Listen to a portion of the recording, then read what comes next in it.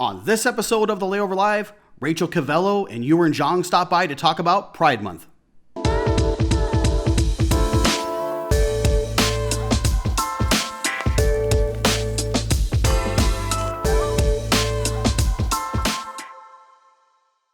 Okay, hello everyone and welcome to episode 161 of the Layover Live, where we bring you the top article from the Layover. I'm Jason Swick, VP of Strategy and Insights, and welcome to our show this week. So happy to have you here. Now, it's summertime. That means that school is out, which is great. Travel plans are starting to be made. Look, I got a linen shirt on even. How about that?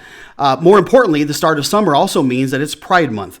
And cities all over the world are celebrating this month. And if you think it's not a big deal, let me put it into perspective for you. There were nearly 5 million people who took part in 2019's New York City Pride March festivities, which is just an amazing number. Now, 2020 doesn't count, right? But that is just incredible. Now, our article of the week this week comes from USA Today and talks about ways to celebrate Pride Month with parades, in person, and of course, some online events at various cities around the country. So make sure you check that out. Now, the LGBTQ plus rights movement has certainly made big strides over the decades, but there is certainly still a long way to go. Now, despite progress being made towards inclusivity, the world we live in today continues to be challenging, and I would even say sometimes hostile place for members of this community. Travel, however, is one of the great ways to break down barriers, and destinations that cater and welcome this group are reaping the rewards. Destinations like New York City and Atlanta and Houston and Fort Lauderdale here in the States have really embraced and thrived because of it. You know, I was doing some research for the show. I even saw that, Fort Lauderdale welcomes 1.5 million visitors from this community every year that have a $1.5 billion economic impact. I mean, that is incredible, right? Numbers to speak of. So amidst all of that is happening during this pandemic, though, with Pride Month here, there is some reason to celebrate. And in fact, all of the Layover episodes this month are going to be dedicated to Pride Month. And for that, we wanted to kick it off with two experts and greats in the space, some really big influencers. So I want to talk to first and welcome Uwern Jong, Editor-in-Chief of OutThere Travel. So Uwern, welcome to the show. Thanks, Jason. So great to be here. How are you? I'm doing great. Happy to have you here all the way from London town. So great to have you here. Absolutely. Well, I'm Uwern. I'm Experientialist in Chief. That's my official title, which is just a fancy, snazzy way of saying Editor-in-Chief of OutThere Magazine. And we are a global luxury and experiential travel magazine for LGBTQ people. But we've seen since expanded that to be much more intersectional, so to be a magazine that is, diverse and inclusive for all. Yeah, that's wonderful, and thank you for coming on again, Uwern. Again, world's coolest job title too, man. Love it. And then our second guest is Rachel Covello, who is the CEO and publisher of Outcoast.com. So, Rachel, welcome to the show. Hi, thank you so much for having me. I appreciate it. I'm still working on my fancy title, but for now, I created Outcoast.com a few years ago, and we really launched into the travel space about 2 years ago. Now we are a statewide Florida publication, digital publication that promotes Florida as an LGBTQ inclusive place to visit, celebrate, and live. So I live and breathe Florida. Yes, yeah, we couldn't tell from the background, right?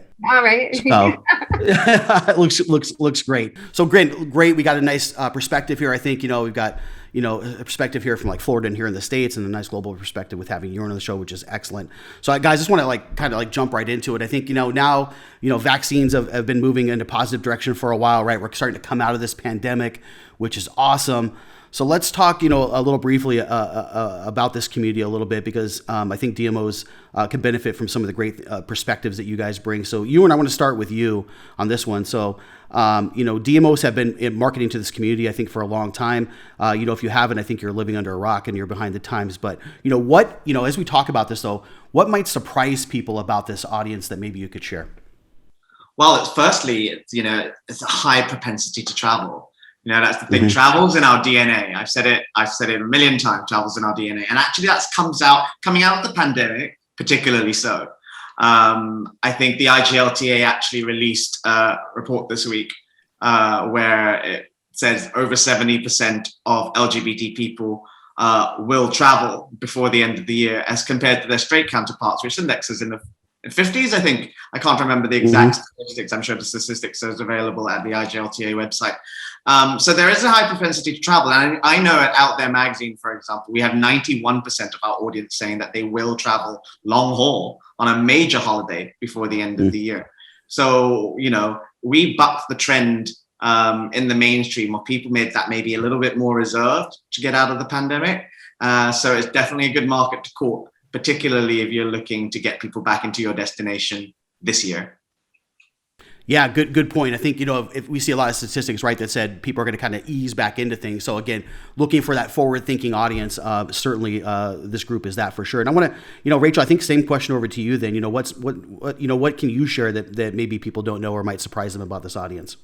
Yeah, I mean, I have an interesting perspective because I live in Florida, and we all know globally right now, Florida has been that hotspot for travelers even during COVID because we weren't fully shut down. And we saw record numbers of travelers, especially the last 6 months to Florida. So it's been an interesting perspective. And a lot of LGBT. Every day I see more and more LGBT people moving to Florida, visiting Florida. We're an interesting state because, you know, politically we're mixed, but if you look at the destinations we have, Miami, Fort Lauderdale, St. Petersburg, Tampa, Gainesville, Key West, these are all Orlando, these are all very LGBT dense communities. And we're starting to see it change also statewide in other areas. You know, places all over our state are having pride events. I've been putting together a Florida Pride guide. I'm exhausted putting it together because there are so many events throughout the state. So places like Naples, places like Mount Dora, which is like a cute little town in the middle of our state, they're all starting to host these different Pride events. So I think you know, we've definitely seen a huge trend in travel here in the LGBT space. We've seen an uptick in travel. You know, I have a different perspective than Uwern because I'm in the US. I focus on Florida, and I've lived in several places throughout the eastern coast of the states. And for the most part, the US is very LGBT forward thinking and inclusive. We have our situations and issues, and we're working on trans rights and other things. But it's a blessing to live here because even some of the more conservative areas are still socially more inclusive than it might be seen in media and everything. So I think the big thing we're seeing in the trend different and something to think about from a CBB standpoint, a marketing standpoint, is making sure you're marketing to the entire LGBT spectrum. You know, marketing has changed over the years, and I think we'll probably talk about that in a little bit, but making things more inclusive. You know, the skinny bikini models on the beach are not what lesbians are looking to see in marketing, or we're looking to see couples that look like me or that look like, you know, an older lesbian woman with her partner on the beach. So I think those types of visuals need to start changing a little bit to create more inclusion in the travel marketing space. Yeah, that last point I think you bring up is an excellent one, right? And that's and whether it's with this community or just in general, I think marketing needs to look like the people who are in our destinations, right? And I think it's an important thing and something that I know is very top of mind for a lot of DMOs out there, and it's a good point. But I want to stay with you, Rachel, I think for this next question, because I think given that it's Pride Month, you know, and we're talking about destination marketing organizations, I think a lot of them are really looking at you know, how they are marketing to this particular community. So and things maybe they could do better. So what do DMOs need to be considering or aware of, you know, when marketing their destination to this audience so that they don't, you know, miss the mark when engaging with these consumers? I think you touched on some of them, but maybe share some of that. I think the number one thing is get LGBT people involved in your marketing. You know, when you have, and no offense to straight people, we need our allies, we need our cisgender, you know, straight people, but you need to get the LGBT perspective. I was just talking with one of the CVBs right here in Florida. Naples is doing an incredible job to market their destination more. There's a woman named Michelle Perry that's on their CVB board. She's an ally. She's not LGBT, but she's been bringing in LGBT people to experience Naples. And we're seeing a huge trend and shift in that area because they're doing it right. Michelle's an advocate for making sure that LGBT people are being seen the way they're represented. And it's not just, you know, again, like I said, the skinny beach models on the beach. That's not who we are. I mean, yes, I'm not saying there aren't skinny beach lesbians out there or gay men, but they're doing a really good job with that kind of representation. I also think that in the past, globally, as well as in the US, but especially globally, you see a huge trend towards over-sexualizing the LGBT community, where you see half-naked gay men and Speedos, and that's very European. And I think that needs to be in marketing, especially for certain demographics, but don't make that all of your marketing, because then you're missing out on transgender people, you're missing out on lesbians. I know several gay travel marketers that I love and adore, but I would never follow their platforms because it just doesn't fit with what I'm looking for and that experience that I'm looking for. So, and get to know your community. I think the biggest mistake a lot of companies and organizations make is June, they start waving pride flags. And then in August, it's over. Or in July, not even, I totally skipped July. But in July, it's over. And I think it's important to make sure you're representing the community all year long. You're getting out and you're financially supporting your pride organizations. Visitor bureaus sometimes have no idea the impact they can make on equality and freedom in their country, in their state, in their city, by getting involved and showing the world that they're inclusive. And that sometimes will help push that trend that way too for that area. So that's great stuff. Listen, that is excellent insights, and I mean, everything you said I think is stuff that DMOs need to hear. I think it's great to think about that, not just thinking about it's not binary. It's right. It's that there's layers and segments that we have to market to and treat like we would any other marketing. And I think that's really, really important. And again, to have some involvement from the community, have representation properly. And it's because it's not just Pride Month, right? And then it just goes away. This is a year-round thing that we have to be thinking about and should be part of any marketing strategy. And Uwern, I want to give you that same question too, because I know you could provide a different perspective, about what DMOs need to be considering or aware of when marketing to this audience. So maybe you could share your perspective. Well, I think Rachel articulated it all very well, to be honest. But just to echo the point and to go a little deeper, I think the layers that you talk about, Jason, goes deeper even within the community. The layers. So we have families now. They're much older people traveling. They're much younger people traveling. They're people who are non-binary. They're people who look like everyone else. They don't necessarily identify in a particular visual way. So we have to be inclusive to those people. And again, to echo Rachel's point, to be much more authentic. In general, authenticity is super important. If you're going to look at this community, you've got to be part of the community. And I say that to everyone that we work with. There's no point being on the outside looking in, because now, particularly more than ever, LGBTQ people can sniff that out a mile away. We know what's authentic and what's not. We've honed that little craft. I think many years ago, we were just excited to have anyone target us as a consumer and include us. But now that inclusion has to go much further. And I always say this to people: equality doesn't mean diversity. Just because everyone's getting the same, it doesn't mean that you're treating everybody in the best way possible and delivering the best level of communication and the best level of service. And then to go even deeper, diversity doesn't actually mean inclusion. Inclusion really means that you're taking the community and being really authentic about it and giving back as well as taking from the community. Yeah, again, great. I think that's great advice, and thanks for digging in deeper into that, because I think that holds true with a lot of things, right? If you think about it, when we think about diversity, right? It's you can't be everything to everywhere, or we just make everything generic then, right? And we're not speaking to that community, which is kind of counterproductive to what we're trying to accomplish.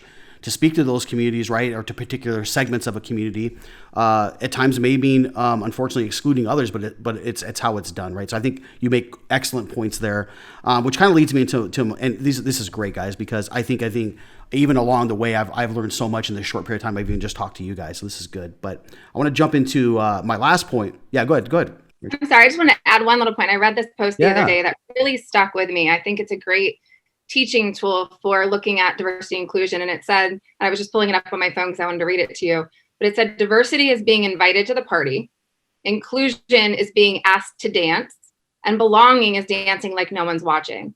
So when you get to the point in your community where you can just be who you are and not worry about, am I going to hold hands? Is that going to, bother someone? Am I, wherever you are, whatever part of the world, that's just one of the best examples of best ways of articulating where we want to be. We want to be at that level of belonging where we're treated just like everyone else and respected and loved in that same way. So the CBBs and visitor bureaus and destination marketing organizations can have a huge impact on making that happen for LGBT people. Yeah, well said. Thanks for sharing that. I think that's an excellent way to put it. One thing we've done through this whole pandemic, I think, was asked for advice from our guest. I think, one of the things that's been so helpful is sharing this advice. I think that's the one thing that's cool about working in this community, right? Is that people are willing to share and willing to help each other out. So really, I just want to ask, both of you, and I'll start with you again on this one, then maybe, just any final thoughts out there that you want to share for destination marketers, any advice that you have for them to maybe better market to this community. You guys have shared so much already, but maybe just any parting words or words of advice. Yeah, I think for me, what I hear most is that people don't know where to start. People think it's difficult. I think first you've got to step back from that and think it's not actually difficult. It's just, making sure people belong and actually getting into it, just to include and actually to bring in as much expertise as possible. If you don't know where to start, bring in the expertise, or look among your team, diversify your team. If you can bring in experts, particularly LGBTQ experts from the community to help, that's going to get you really far. Yeah, great. And Rachel, then, same question to you. I'm sure a different perspective, just being over here in the States. So maybe any final thoughts you want to leave with DMOs? I think it's a similar, what's already been said, but on top of that, it's important to share stories. I run a travel blog / digital magazine, whatever. I'm kind of like a blend of a travel blog and a destination marketing website. We're kind of a blend of that. So we make it a point that we're not always only sharing information on where LGBT people can have fun and relax and connect and socialize, because our community is all about connection. Just like humans in general, we really want to connect with other people. So making sure that type of content is on your site, and don't do it without support of LGBT people helping you, with that information. But it's also sharing the stories. We're starting a whole series called on our website called Florida Faces of Pride. And it's really just sharing stories of LGBT influencers in the area, community members, leaders, because it has such an impact. When we do a story on Jane Castor, who's the mayor of Tampa, it draws people in.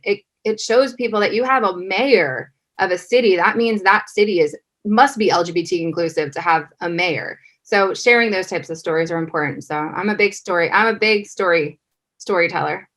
No, I think it's good. And I think in marketing today, I think people are looking for that because it's real, right? And you talked about that way for that connection. So I think that's ultra important. So, thank you to both of you for coming on. I think that's great advice. I think for destination marketers out there, for the CMOs watching, the directors of marketing, we'll provide contact information. These are two greats out there that you need to talk to about ways that you can, be better marketers to this community, ways to partner up and all the above. So again, thank both of you for coming on. Uwern and Rachel, so happy to have you here, and thank you for taking time out of your busy schedules. Thank you. Appreciate it. Thank you for including us, Jason. Yeah, you bet. And thanks for tuning in each and every week. If you're not subscribed, please do so now. We're also available on Spotify and iTunes through audio podcast. Thanks for tuning in, everyone. We'll see you next time. Have a great day.